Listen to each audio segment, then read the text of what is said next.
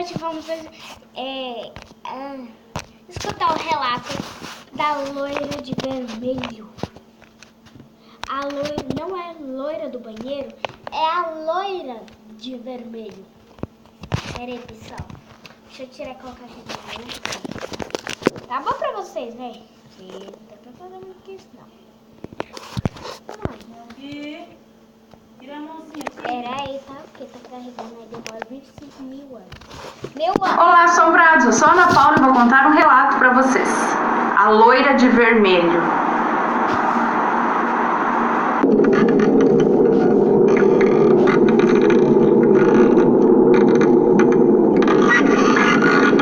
O moço que nos conta esse relato diz que isso aconteceu com ele em julho de 2009. Ele conta que trabalhou para uma empresa de transporte como motorista de ônibus por mais de 15 anos, tudo na cidade de Planalto, Rio Grande do Sul.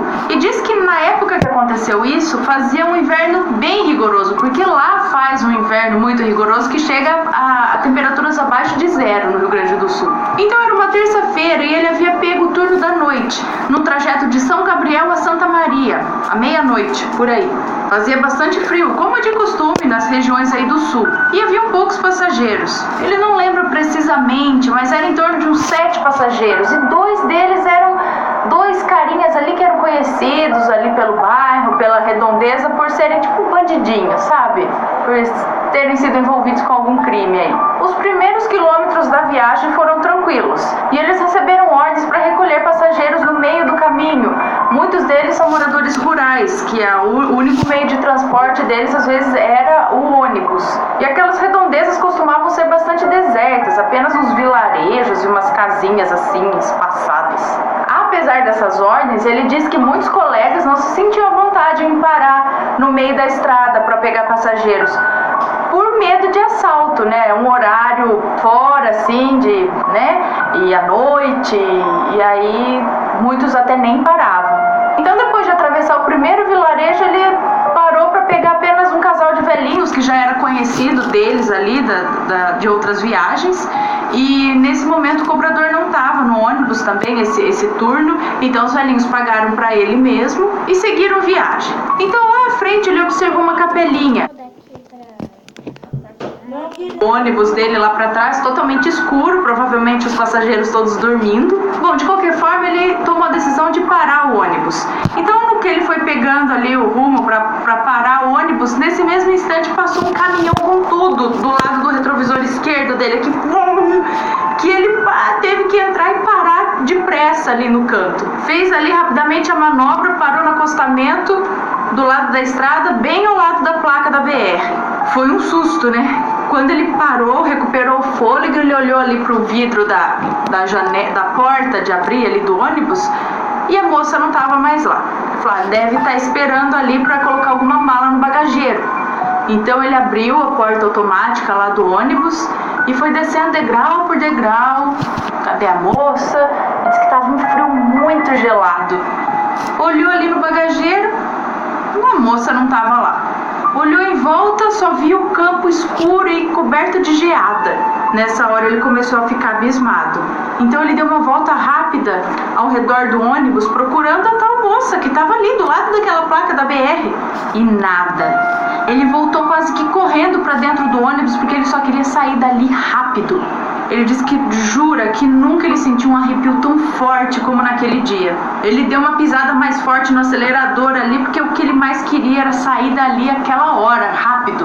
E em pensamento ele começou a fazer uma oração para Deus pedindo proteção. E o que ele desejava era que alguém viesse lá de trás do ônibus e entrasse na cabine ali com ele para dar uma distraída do pavor que ele estava sentindo. Aí ele ligou o rádio para ver se distraiu um pouco e ficou pensando, o que pode ser? Pode ser coisa da minha imaginação, por ele estar cansado, né, de tanto dirigir. Tentou ficar procurando uma explicação para aquilo. Aí ele começou a relaxar um pouco, seguindo viagem, quando ele começou a sentir um cheiro muito forte de rosas dentro da cabine do ônibus. Mas aquilo estava completamente fora de questão, porque estava com os vidros todos fechados, praticamente preso dentro da cabine. Também não tinha contato com o pessoal lá de trás, era uma cabine fechada aqui para os passageiros lá de trás, sabe? Então ele olhou pelo retrovisor do ônibus e viu uma movimentação lá atrás. alguém tentando levantar da poltrona.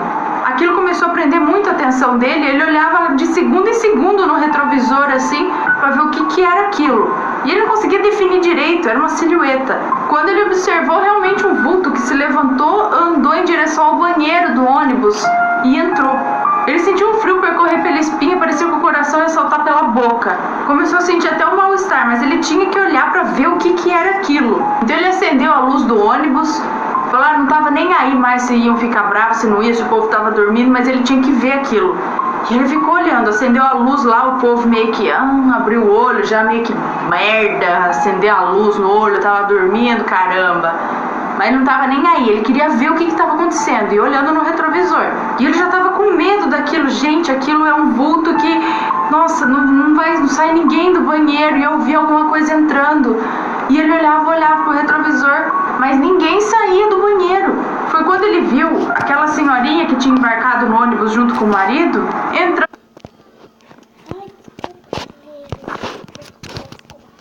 Olho já meio que merda, acendeu a luz no olho, tava dormindo, caramba. Mas não tava nem aí, ele queria ver o que estava acontecendo e olhando no retrovisor. E ele já tava com medo daquilo, gente, aquilo é um vulto que, nossa, não sai ninguém do banheiro, e eu vi alguma coisa entrando. E ele olhava pro retrovisor, mas ninguém saía do banheiro. Foi quando ele viu aquela senhorinha que tinha embarcado no ônibus junto com o marido, entrando no banheiro. Agora ele não tinha dúvidas do que estava acontecendo. Mas nesse momento um passageiro bateu no vidro e fez uma cara assim, tipo, apaga a luz. Aí ele entendeu que o povo estava reclamando lá e ele não tinha escolha e ele apagou a luz de novo. Bom, ele já tinha matado a curiosidade dele e resolveu focar na estrada e continuar dirigindo sem olhar mais para o retrovisor.